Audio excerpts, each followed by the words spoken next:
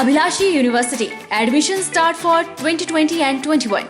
BAMS, D Pharmacy Ayurveda, BSc Honors Agriculture, Diploma in Agriculture, MSc Agriculture, D Pharmacy, B Pharmacy, M Pharmacy, BTech Computer Science and Engineering, PGDCA, MBA, MTech Civil Engineering, Mechanical Engineering, Computer Science and Engineering, 2-year Veterinary Pharmacist Training Course. Also contact for 4-year BA BEd, BSc BEd, Diploma in Arts and Craft, MA Economics, MA Education, MSc Geology Mathematics, PhD in Geology, Management, Education, Pharmacy, Mechanical and Computer Engineering, BSc Medical Lab Technology, BPT. Contact for admission. Abhilashi University, Chalchawk, District Mandi, Himachal Pradesh.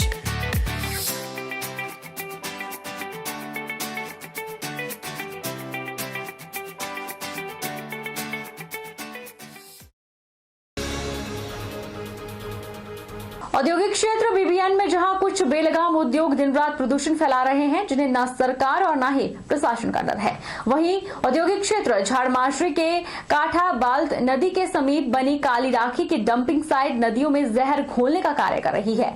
औद्योगिक क्षेत्र में अगर हल्की हल्की हवा भी चलती है तो डंपिंग साइट से काली राखी हवा में मिलकर वायु प्रदूषण फैलाती है। हवा चलने पर हाल इतने बदतर हो जाते हैं कि आसपास के क्षेत्र के गांव, घरों और फसलों पर काली राखी पड़ती साफ नजर आती है।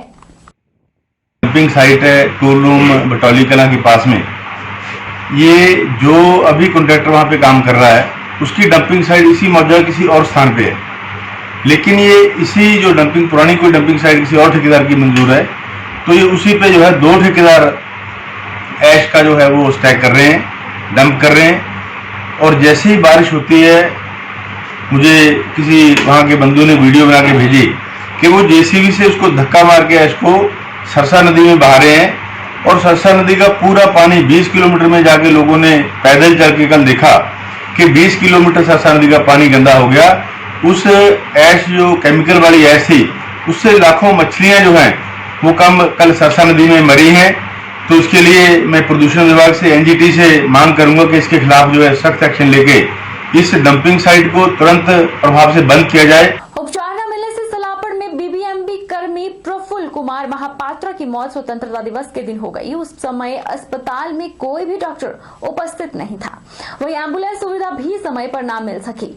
मौत के लिए भाखड़ा ब्यास एम्प्लॉयज यूनियन एंटक एफी ने सीधे तौर पर बीबीएमबी अधिकारियों को जिम्मेदार ठहराते हुए हत्या का मामला दर्ज करने की मांग की है। प्रधान इंद्राज की अगुवाई में सलापड़ में जोरदार प्रदर्शन किया गया और परियोजना चीफ एससी सहित बीबीएमबी मुर्दाबाद के नारे लगाए गए और चेतावनी दी गई कि अगर स्वास्थ्य सेवाएं दुरुस्त न हुई तो यूनियन कड़ा रुख अपनाएगी। मामले की पुष्टि करते हुए सचिव वैभव गौड़ ने बताया कि प्रफुल्ल को हार्ट अटैक पर अस्पताल लाया गया, लेकिन कोई स्वास्थ्य सुविधा नहीं मिली, जिसके चलते उनकी मौत हो गई। बीबीएमबी अस्पताल में दिन को भी कोई चिकित्सक नहीं होता और रात को तो दूर की बात है। इसके लिए बीबीएम के लापरवाही अधिकारी जिम्मेदार हैं। कुटेहड़ गांव में कुछ दिन पहले एक दिव्यांग नाबालिग बच्ची को अगवा कर दुराचार करने का प्रयास किया गया था। गांव वालों ने लड़की को पकड़कर पुलिस के हवाले कर दिया था और पुलिस ने मामला दर्ज कर दिव्यांग नाबालिग का बच्ची का मेडिकल करवाया। जब सारी घटना की जानकारी एंजल दिव्यांग और अनाथ आश्रम की संस्थापिका अलका शर्मा के पास पहुंची तो वे दिव्यांग नाबालिग बच्ची से मिलने उनके घर पहुंची। एंजल दिव्यांग और अनाथ आश्रम की संस्थापिका अलका शर्मा ने बताया कि उन्हें दिव्यांग नाबालिग बच्ची के मामले की जानकारी मिली और सुनकर बहुत दुख हुआ। 14 वर्षीय बच्ची मानसिक रोगी है। उन्होंने सरकार और प्रशासन से आग्रह किया है कि मामले में सख्त से सख्त कार्रवाई की जाए। वहीं पुलिस ने धारा 363, 354 डी और पॉक्सो एक्ट के तहत मामला दर्ज कर लिया है। अलका शर्मा ने बताया कि जो कार्रवाई की गई है वो नाकाफी है। समाज में इन बच्चों की कैसे सहायता की जाए, इन बच्चों के साथ हमें कैसे पेश आना है, अगर आने वाली पीढ़ियों को ये सिखाना है तो इन आरोपियों के खिलाफ सख्त कार्रवाई होनी चाहिए। तो मैं तो आज मतलब देख के बहुत पेन हुई इस चीज के लिए। मैं एक डिसेबल सेंटर की संस्थापिका हूँ। मुझे ये चीज मैं बिल्कुल भी हजम नहीं कर पा रही हूँ कि ऐसा हमारे हिमाचल में हो रहा है, ऐसे इन बच्चों के साथ हो रहा है। मैं तो इस केस के लिए मैं सख्त से सख्त कार्रवाई चाहती हूँ प्रशासन से। और अभी सर अच्छा काम किया पुलिस ने, पकड़ लिया, उनको अरेस्ट करा हुआ है उस लड़के को। उस बच्ची को उठा के वो बाइक पे, एक तो किडनैपिंग का उस पे बनता है केस, ऊपर से अटेम्प्ट टू रेप का चार्ज लगना चाहिए, जो लगा भी है। अभी पुलिस वालों ने उन पे 363, 354 डी और पोक्स एक्ट करा है, और अभी लड़का तो अंदर अरेस्ट ही है। मतलब 15 सालों से अधर में लटकी 24 करोड़ की पीने के पानी की योजना एक बार फिर से विवादों में आ गई है। सारा विवाद पानी के सोर्स को लेकर हो रहा है। ग्रामीणों का कहना है कि दूसरे सोर्स से पानी उठाया जाए, लेकिन विभाग वहीं से ही पानी उठाकर विरोध को हवा दे रहा है। जल शक्ति मंत्री के गृह जिला का क्या है सारा विवाद, इस रिपोर्ट में जानिए। मंडी जिला के पधर उपमंडल के तहत बन रही पंजौर पेयजल योजना 15 वर्षों के बाद फिर से बनना शुरू तो हुई, लेकिन इस पर विवाद फिर से गहरा गया है। इस योजना के पधर उपमंडल की 17 पंचायतों की लाखों की आबादी को लाभ पहुंचना है, लेकिन ग्रामीण योजना के सोर्स को लेकर विरोध पर उतर आए हैं। पिछले करीब 15 सालों से अधर में लटकी 24 करोड़ रुपए की इस महत्वाकांक्षी योजना को पूरा करने के लिए जल शक्ति मंत्री महेंद्र सिंह ठाकुर ने खुद पिछले महीने थलटूखोट गांव का दौरा करके निर्माण कार्य का जायजा लिया था। उन्होंने योजना के अधूरे कार्य को युद्ध स्तर पर शुरू करने और पंजोड़ मुख्य सोर्स तक पाइपें पहुंचाने के लिए सड़क निर्माण को लेकर 10 लाख रुपए की मंजूरी दी थी, लेकिन धमचाड़ पंचायत के ग्रामीण पंजौर सोर्स से पानी न देने पर अड़ गए हैं। इस मामले को लेकर पंचायत के आधा दर्जन से अधिक गांव के सैकड़ों ग्रामीणों ने विरोध को लेकर अपनी आवाज बुलंद कर दी है। ग्रामीणों का कहना है कि सरकार और जल शक्ति विभाग पानी लेना चाहता है तो उल नदी से लिफ्ट करके पानी लिया जाए। पंजौर सोर्स के पानी लेने का ग्रामीण पुरजोर विरोध करते रहेंगे। ग्रामीणों ने साफ शब्दों में कहा है कि सरकार और महकमा निर्माण कार्य तत्काल प्रभाव से बंद नहीं करता है तो ग्रामीण उच्च न्यायालय में याचिका दायर कर कार्य बंद करवाने से भी गुरेज नहीं करेंगे। ग्रामीणों के अनुसार पंजौर स्थित रिछुनाला सोर्स का पानी ले जाने से आने वाले समय में धमचियाण पंचायत के दर्जनों गांव में पेयजल किल्लत पैदा हो सकती है। सर, हमारा विरोध बड़े पहले से चला आ रहा है ये पानी का, क्योंकि 2004-5 से चली हुई है स्कीम 55 से, क्योंकि हमारी कम से कम 5000 आबादी है, कम से कम 20 से 30 घराट इधर इस नाले के अंतर्गत आते हैं। मतलब पहले से ही लोग विरोध करते आए हैं, पर सरकार जबरदस्ती करती आई है हर बार। एक बार हमने रोका था पीछे, पर अभी भी दोबारा से जबरदस्ती कर रही है गवर्नमेंट। तो हम चाहते हैं कि ये जबरदस्ती नहीं की जाए और पानी को रोका जाए। हमें कोई ये नहीं आपत्ति नहीं है, हम भी चाहते नीचे पानी जाए और उठाऊ जल पे योजना के तहत मतलब पानी दिया जाए, ताकि उनको भी कोई दिक्कत न हो और हमें भी कोई दिक्कत न हो। सबसे बड़ी समस्या ये है कि यहाँ से जो जल शक्ति विभाग के द्वारा जो पजौड़ नाला स्कीम जो बनाई जा रही है, उसमें जो 8 इंच का पानी यहाँ से उठाया जा रहा है। मेरा उनसे यही अनुरोध रहेगा कि जो पजौड़ नाला स्कीम से जो 8 इंच का पानी आप वहाँ से उठा रहे हैं, कृपया करके आप वहाँ के बजाय आप नाला डेरे से लिफ्ट कीजिए, क्योंकि वहाँ पजौड़ से हमारे जो पजौड़ वाले यूज कर लेंगे, राजमन गांव आता है वो भी उस पानी का यूज कर लेंगे, ब्राह्मण का यूज कर लेंगे, शालूपाद यूज कर लेंगे, बड़ी दुकान यूज कर लेगा, खरियाण यूज कर लेगा, दमचियान यूज कर लेगा। हम सब इस पानी को यूज कर लेंगे। उसके बाद जो आप नाला डेरे से लिफ्ट करवा सकते हैं, नाला डेरे से लिफ्ट करवा के आप अपने टैंक से जहाँ मर्जी सप्लाई दे दीजिए। वहीं जल शक्ति विभाग पधर के अधिशासी अभियंता राजेश मोंगरा से जब इस बारे में बात की गई तो उन्होंने बताया कि कुछ लोग योजना के निर्माण कार्य का विरोध कर रहे हैं, जबकि कुछ विभाग का सहयोग दे रहे हैं।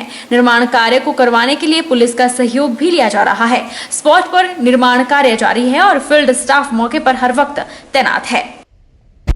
थलटूखोट में लोगों ने धरना प्रदर्शन किया था कि भाई हम जो काम हो रही है दिल्ली स्कीम पर, जो कि 2005 से शुरू करी है स्कीम, तब सेंक्शन हुई थी, हमारी 3-4 सेंक्शन हुई थी और 6 में जो है सारा सामान वगैरह उसका आ गया था। उसके बाद उन्होंने काम पर रोक दिया कि भाई हम इस लाइन को भी शुरू नहीं, तो तब से वो लाइन जो है हमारे फैसिलिटी फंडिंग हमारी अलग अलग एजेंसीज के थ्रू होती रही, काम करते रहे, बीच में काफ़ी काम कर रही है, पूरा का एक्सपेंडिचर होता है। अब हमने जो प्रधानमंत्री नरेंद्र मोदी के नेतृत्व में जो जल मिशन शुरू किया है, उसके तहत हमने स्कीम को जो है जो कि 16-17 पंचायतें हैं उसको फिट करेगी, काफ़ी जनसंख्या को एरिया गवर्नमेंट हमारे यहाँ के लिए। तो जो एग्जिस्टिंग जो सिस्टम है उसी को हम यूज़ करते हैं, जो पाइप वहाँ पर पड़ी हुई है उन्हीं को बिछाएंगे। तो उसके लिए भी हमने जो है इसकी स्कीम जो है पूरी दी है 5 फुट। लाहौल स्पीति के काजा उपमंडल में किसान अपनी मंडी में अपनी सब्जियां अच्छे दामों पर बेच रहे हैं। स्थानीय प्रशासन ने प्राकृतिक तरीके से उगाई गई सब्जियों को बेचने के लिए अपनी मंडी स्थापित की है। पहली बार कृषि विभाग ने अपनी मंडी का स्टॉल लगाया है। दुर्गम जनजाति क्षेत्र लाहौल स्पीति में पिछले कई वर्षों से प्राकृतिक खेती हो रही है, लेकिन यहाँ पर फसल विविधीकरण इतने व्यापक स्तर पर नहीं थी। कृषि विभाग ने विविधीकरण का भी विस्तार करते हुए किसानों को जागरूक किया और प्राकृतिक खेती के बारे में किसानों को और बारीकियां सिखाई। अपनी मंडी स्टॉल पर ब्रोकली, बंद गोभी, धनिया, मूली, देसी शलगम, लेट्यूस आदि प्रमुख सब्जियां हैं। लॉकडाउन में इस बार प्रगतिशील किसानों को तैयार हुई फसल को बेचे जाने को लेकर चिंता सता रही थी। किसानों ने कृषि विभाग के समक्ष मामला उठाया कि उन्हें अपने उत्पाद बेचने में दिक्कत हो रही है, क्योंकि एक तरफ लॉकडाउन है और दूसरी तरफ वो पहली बार इस तरह के उत्पाद बाजार में सही दामों पर बेचना चाह रहे हैं। इसी मामले को कृषि विभाग ने सुलझाते हुए अपनी मंडी नाम से काजा में स्टॉल लगाने का फैसला लिया और एडीएम ज्ञान सागर नेगी से स्टॉल लगाने की अनुमति ली। अपनी मंडी में यशी रोलमा और उर्गेन, अंकित, नगवांग, दिलीप, टाशी, नगवांग किसानों ने स्टॉल पर सब्जियां बेच रहे हैं। इसमें हम ये सोचते हैं कि हम डायरेक्ट खेत से लाके फिर यहाँ बेच सकते हैं, ताकि बीच में कोई वो ना आए, ब्रोकरी ना हो इसमें। तो बाहर जाने हमें मतलब मंडी वगैरह ले जाने की बहुत दिक्कत होती है। अपने प्रशासन ने हमें यहाँ मतलब फ्री कोर्स में दुकान वगैरह लगाने के लिए जो उससे हमें बहुत ही मदद सुविधा दी थी, मतलब सब्जी बेचने के लिए सब कुछ तैयार किया। माननीय एडीएम साहब ज्ञान सागर नेगी जी ने सुझाव दिया कि आप काजा में एक अपनी मंडी की शुरुआत कर सकते हैं। इस अपनी मंडी में आप किसानों को डायरेक्टली अपना जो उनका उत्पाद है वो कंज्यूमर को डायरेक्टली सेल कर सकता है। तो हमने उनके सुझाव पे काम करते हुए काजा में बस स्टैंड में उनको एक जगह दी किसानों को, और वहाँ पर जितना भी उन्होंने अपना उत्पाद प्राकृतिक खेती से तैयार किया था उसको उन्होंने डायरेक्टली कंज्यूमर को, मतलब उपभोक्ताओं को उन्होंने अपने अच्छे दामों पर बेचा। उच्च न्यायालय ने लगभग 2700 एसएमसी अध्यापकों की नियुक्तियों पर प्रश्न चिन्ह लगाते हुए उन्हें रद्द कर दिया है, जिस पर भारत की जनवादी नौजवान सभा ने चिंता व्यक्त की है। उनका कहना है कि प्रदेश सरकार द्वारा न्यायालय में तथ्यों सही तरीके से नहीं रखा, जिसकी वजह से इन अध्यापकों पर गाज गिरी है। सभा का यह मानना है कि प्रदेश सरकार को शीघ्र अतिशीघ्र एसएमसी अध्यापकों के पक्ष में बिना विलंब किए हुए सरकार को पुनः विचार याचिका दर्ज करनी चाहिए, क्योंकि नौजवान सभा ये मानती है कि प्रदेश सरकार ने तथ्यों को तोड़ मरोड़ कर न्यायालय के सामने रखा, जिसकी वजह से जो है लगभग 2600 एसएमसी अध्यापकों की नौकरी चले गई। और हम सरकार के इस रवैये की कड़े शब्दों में निंदा करते हैं। और नौजवान सभा प्रदेश सरकार से मांग करती है कि जिस तरह से यूजीसी एग्जाम को लेकर तुरंत पुनः विचार याचिका हाई कोर्ट में दर्ज की गई, उसी तरह से तुरंत जो है एसएमसी अध्यापकों के मामले में भी पुनः विचार याचिका दायर की जाए। बहरहाल बुलेटिन में इतना ही। आप देखते रहिए आज 24/7।